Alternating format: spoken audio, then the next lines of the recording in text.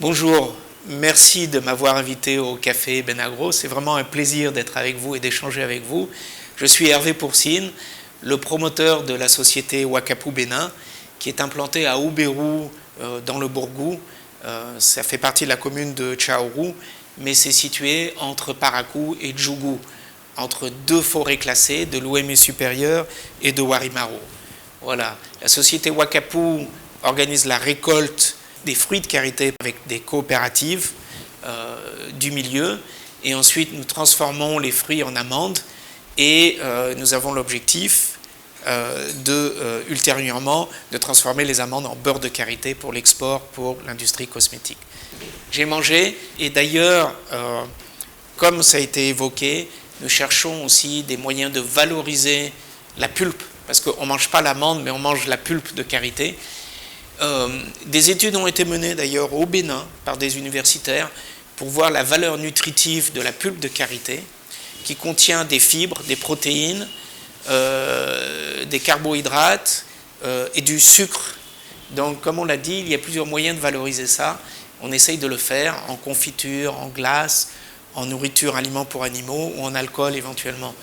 Le karité, c'est pour moi un peu comme le gingembre, ça explose en bouche, c'est très fort. C'est un goût vraiment puissant, énergisant. Ouais. Wakapou s'inscrit dans l'optique du commerce équitable. Et un des fondements du commerce équitable, c'est d'assurer une rémunération juste aux producteurs, aux paysans. Dans ce cas, aux femmes ramasseuses et aussi préparatrices d'amandes et ensuite transformatrices de beurre. Voilà. Et dans cette rémunération juste, il faut s'assurer que ça leur permette de vivre décemment.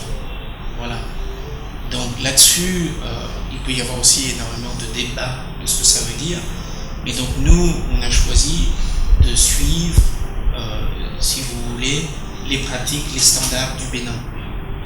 Au Bénin, par exemple, il y a un SMIC qui a été défini par le gouvernement, qui est supposé être le revenu minimum nécessaire pour qu'une personne puisse vivre correctement.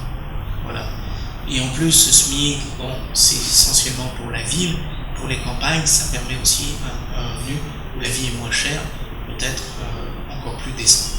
Donc, c'est la base. Il faut prendre des bases qui sont des bases objectives, qui nous permettent de calculer un revenu pour la femme qui sera décent, au moins une base minimum des revenus planchers.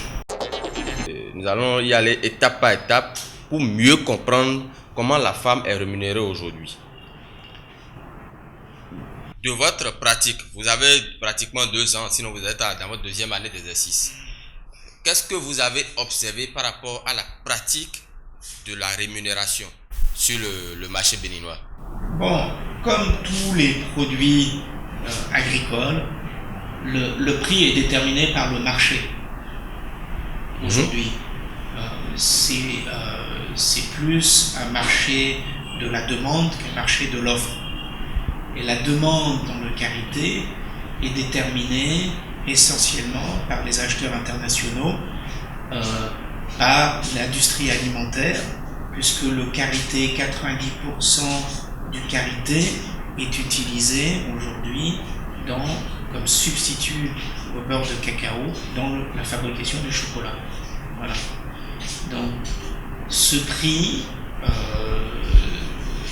je ne sais pas comment il est déterminé, hein, mais c'est un prix du marché et que les producteurs sont obligés de suivre. Et le prix à combien?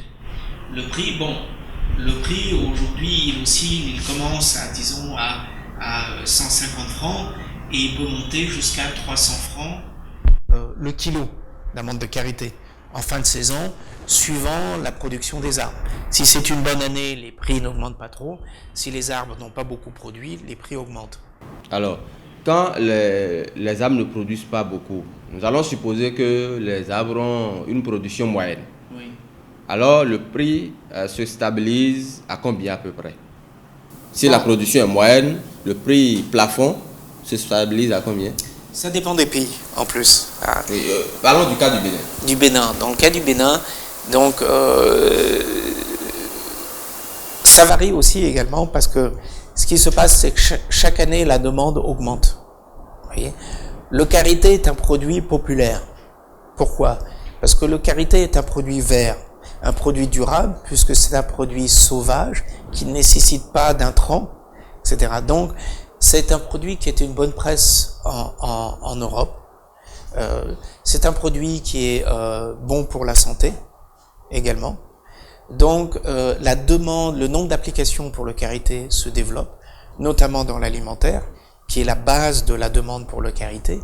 Et le nombre d'applications augmentant, la demande aussi augmente, les ventes augmentent. Donc, chaque année, les industriels européens, indiens ou étrangers qui utilisent le karité en veulent de plus en plus.